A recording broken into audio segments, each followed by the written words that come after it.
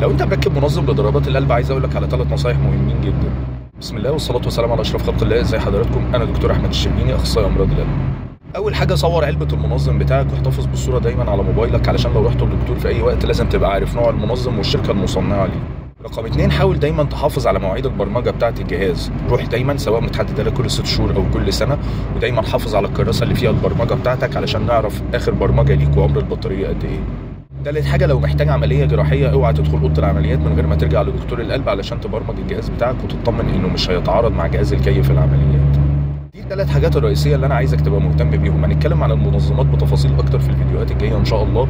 عايز بس أقول معلومة مهمة جدا، كفاءة المنظم مش مرتبطة خالص بعدد السلوك. يعني لما بسألك عدد سلوك المنظم اللي أنت مركبه كام، أو بنتكلم في موضوع المنظم اللي أنت هتحتاجه أو كده، مش معنى كده ان انا مستخسر فيك سلك زياده ولا حاجه، لا خالص.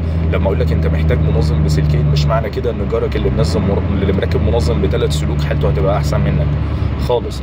لا انت هتستفيد بالمنظم اللي ب3 سلوك، ولا جارك هيستفيد بالمنظم اللي بسلكين. هنتكلم عن الكلام ده بتفاصيل اكتر في الفيديوهات الجايه ان شاء الله. ادعوا لوالدي بالرحمه والمغفره، ادعوا لاهالينا في فلسطين والسودان ولبنان بالصبر والثبات. دمتم بصحه وعافيه.